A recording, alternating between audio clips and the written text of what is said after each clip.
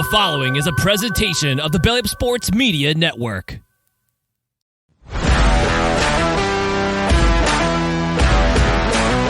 Welcome back, Haymaker Combat Sports, powered by Belly Up Sports Media Network. I'm your host, E.J. Reed, joined by fellow host, Steve Johnson, and this is a Quickie episode. Steve, how we doing? I'm doing pretty good. After the weekend, got a little bit cold, but that was a setup for just being in the house, man. So other than that, Yeah, man, it's been super cold. Like, I'm not used to this bone chilling weather like that, being from the South, but I've been in Missouri for like 4 years now, so I should be used to it. But it was in the negative degrees today. Man, what's going on with that? I know I can't take it. When it's that cold, I just try to stay my black ass inside, but I was dealing with a flat tire and whatnot. I had to get that dealt with, but I'm all good now. But other than that, we had a fight card this past weekend. It was UFC's first fight card of the year, UFC Fight Night 234, Ankalaev versus Walker 2. And let's just get right into it. This was an immediate rematch. And like on the preview show that I did by myself, I said there's not a whole lot of immediate rematches that you see that's not a title fight. And going into this fight, both of these guys were, seeking that opportunity for that light heavyweight title because division is pretty much open. They don't really have a dominant champion now that Pierre's got the title, and he just lost at middleweight and got an immediate title shot. Basically, he had a fight before that, not an immediate title shot, but he only won one light heavyweight matchup in kind of controversial fashion because he didn't blow anybody out of the water with that first one. He had a light heavyweight. Then he got the championship in emphatic fashion, but there's not a dominant champion, so this fight has some implications in it, and let's just get into the fight. Johnny Walker out of the gate, he was really aggressive. He was pressing the action, and he was really trying to put it on him, but he wasn't getting any big shots, but like he was all up in Ankalaev's face, which is a dangerous game to play.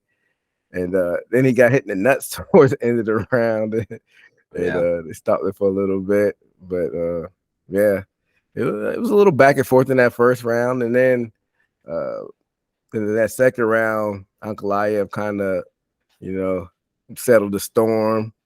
And then halfway through the round, he caught him with that right, and then followed up on the ground with that another right hand. And what were your thoughts on this fight? Ankalaev won TKO. I guess it was just a straight up knockout. Actually, I mean that was a TKO because the ref came in there. But what were your thoughts on the fight? Yeah, for what it was, I was expecting more of a firefight. But as far as Johnny Walker's career, it always seems like this. Gets to competition or somebody high. It's crazy because he has a light heavyweight body. It seems like that he's bigger than most of the light heavyweights on top of, being a big light heavyweight. And it seemed like he might have been a little bit body size bigger than Ankalaev. But what I saw is, he was pressing the action, doing his twitch feints and doing his movement, but it looked like Ankalaev just retained his respect throughout the fight and really didn't deter him from trying to finish the fight. And I think that's what got Ankalaev the KO because he wasn't scared and backing up and got that. I think it was a straight right or overhand right, one of the two. It was overhand. Yeah, and seems like he always gets KO'd in theatric cartoon fashion, is the recoil of the head bouncing when he hits. It seems like Johnny Walker has everything there except his chin. Yeah, and like he's a big stout dude, so I guess either you're built with a chin or you're not built with a chin. And like you said, every time he does get knocked out, it's like cartoonish. It's like it's memeable, and you're gonna be having memes of you all around on the internet, and you gotta have some thick skin. But in the the pre-show fight I did, I called Ankalaev to win it, and that's what happened. And he won in emphatic fashion. So I guess is it title shot or bust for Ankalaev at this point, because he already got a title shot against Polish Power, and that was a draw. So I don't know. Like, do you just throw him back in there in the title shot? I would say he can deserve it. I can't remember how many fights he's had between since that Blachowicz fight, but as far as talent wise, maybe not extraordinary fashion. He hasn't won, but as far as qualification for it, I think he may be up there. I think not only that, speaking of the light heavyweight champion, I almost seem to forget because I think of him still as a middleweight, but Piera, I think, hell, that may be a bad matchup for Piera. So this may be his chances to do it. And I don't think he's stand-up naive as far as his striking ability to hang with Pierre. Plus, he has takedown. I mean, I think that's a go win for him. So you think he does get the win over Pierre? I think so, yeah. I think so as well, because for some reason, even though this light heavyweight stint has been brief for Pierre so far, he's only had 2 fights. Nobody's really tried to test him in that wrestling game. And even though there wasn't much wrestling in this Ankalaev and Walker fight, Ankalaev has that grappling pedigree, so he'd be dumb not to do test the waters in the wrestling avenue, so to speak. So I'm with you. I'm sure once they make the fight, we'll actually go into depth and previewing it. But on an early preview of it, I say Ankalaev gets the win over Pierre. And Johnny Walker, that's a bad loss. But I mean, before that, he was on that I think he was like a 3-fight winning streak before that. So I mean, you could just throw him against somebody through 10 through 6, and he could bounce back from that. But definitely, yeah. See, I'm trying to check his fights in between coming up. But yeah, I definitely agree with that. I can't off the top of my head, which right now I'm trying to look, but I think Ankalaev proved that he's made of. And then again, that was a draw too with the Blachowicz. So technically, it doesn't require him to just go back down on the ladder. So I think it'd be justified because he was right on the steps of it with Blachowicz, and then you see Blachowicz had a loss, I think, in between now and then. So I think it's justified that he still kept his undefeated record since that draw. Definitely. So we'll keep an eye on both of these guys, but this is a quickie episode. We'll keep it moving. Before we get into the co-main event, it was supposed to be a different co-main event. It's supposed to be Matthias Nicolau versus Manel Kape. The Kape missed weight by 4.5 pounds. So what do you think about this? You think it's unprofessional of Kape to miss the weight like that? Definitely, and you're very shunned upon in the MMA community, if not, which I pay attention a lot more, is to the UFC community, and it doesn't look good for anybody missing weight, especially by 4.5 pounds. He could have done that. He was actually gaining traction just from his Adesanya arguing back and forth, and getting popular from that, and sticking up for himself. And I that was a person I was actually when I do see him, that's okay. I'm looking at him fight. He kind of messed his momentum up with that. Yeah, and then remember the language he was using in his post-fight interview, that colorful language I was talking about on the pre-show, and I'm not gonna repeat what he said, but I mean, you got to show and prove if you out there talking that tough talk and trying to go that route, and you miss weight. That's not a good look. People are gonna hop on you on the internet, but I'm sure they'll rebook. I don't know if you heard anything. I guess they probably gonna try to rebook that, or they probably just gonna scrap it and then everybody just go in their separate direction. I would say they could rebook it if the person who denied the fight accepts it, or I don't. To me, the person he was fighting for real wasn't significant enough for me to remember. So maybe they might book it, and he might take Kappa as a disrespectful and don't even want to deal with him. I can see that too. Yeah, well, if they do rebook it, we'll be on the lookout for that. But if not, I'm sure they'll match them up with some pretty good matchups. But let's get into the real co-main event. We had the ageless Jim Miller defeating Gabriel Benitez by submission in the third round. Man, I mean, I picked Jim Miller to win, and it came to fruition. And I said it was a risky fight for him to take because the goal was for him to get on that 300 card, but he proved that it wasn't that risky, and he was able to get the job done. He looked good throughout the whole fight. He was in Benitez's face and was beating him to the punch, and he looked good on the feet and looked good in the wrestling department, and he got him down in that third round and was able to get the sub. And what were your thoughts on Jim Miller at 40, still getting it done?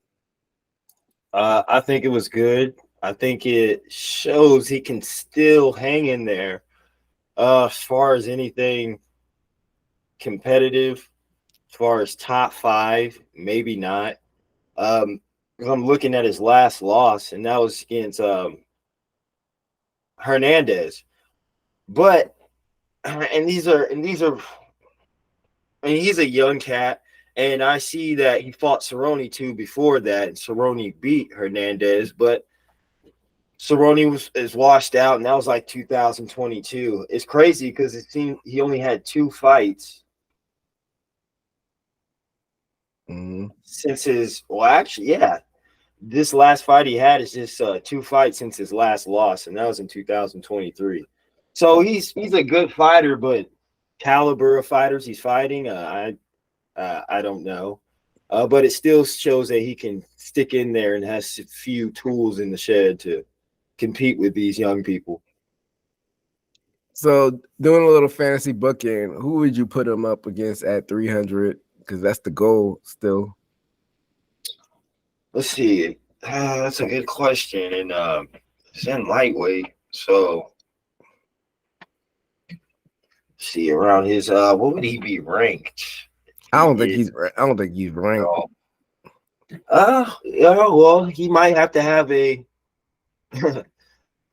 it's hard to think who's still in there lightweight, but he might have to a veterans fight, Yeah, you got to put him in like a fun old guy fight. Mm-hmm.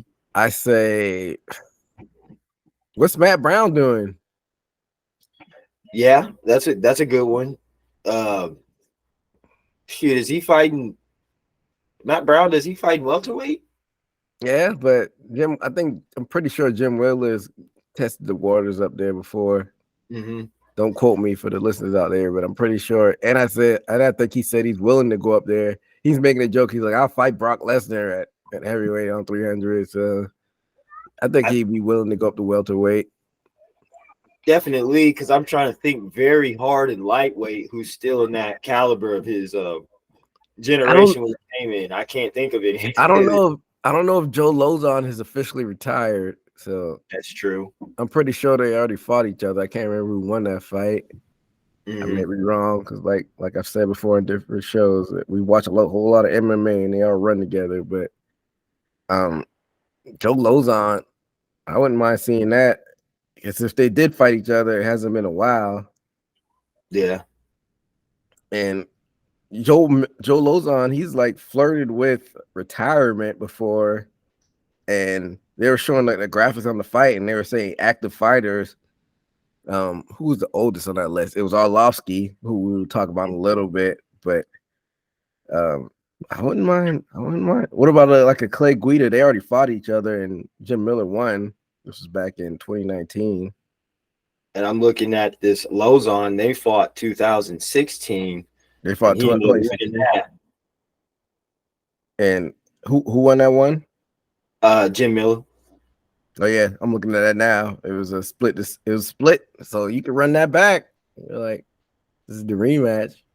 Mm-hmm. Yeah, It should be an older guy fight. I don't think they should throw him to a young lion because I'm sure after 300, he will like, there's nothing less to prove in this. I'm sure they'll put him in the Hall of Fame.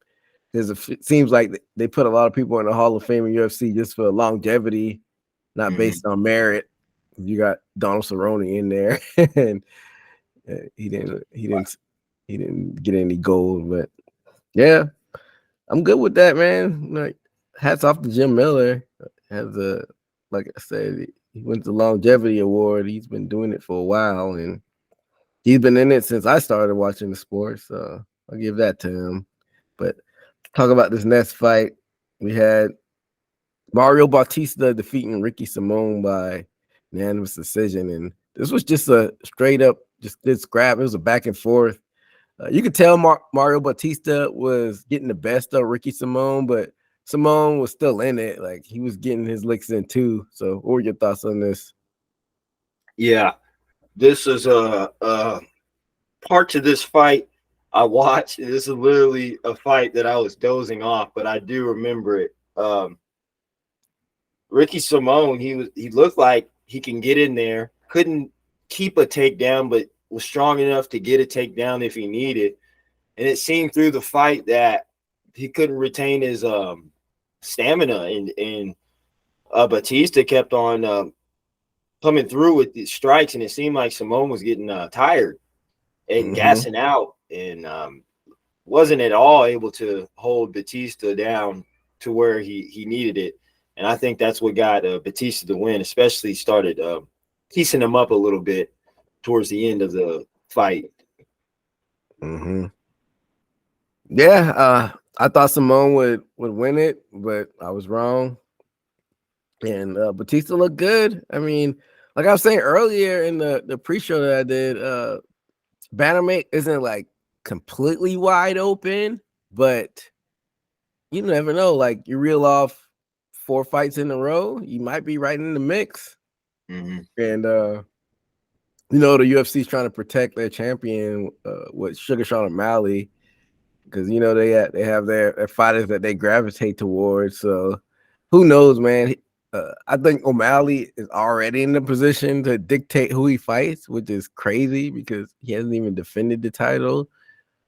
But if you're Bautista, you just want to keep racking up those wins and see where the cards land. So definitely, we'll be on the lookout for what he does next. But talk about this middleweight fight next. We had Bruno Ferreira defeating Phil Hawes by KO.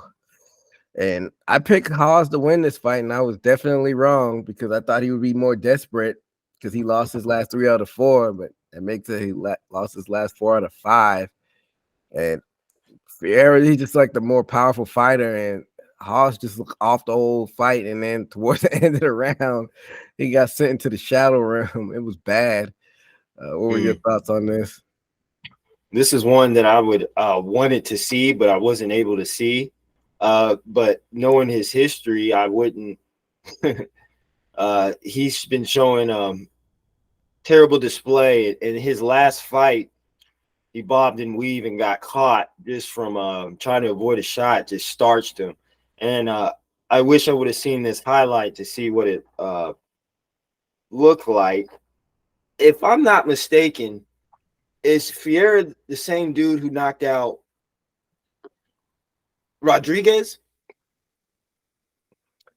I'm pretty sure he faced Rodriguez. I don't know if ended in a knockout.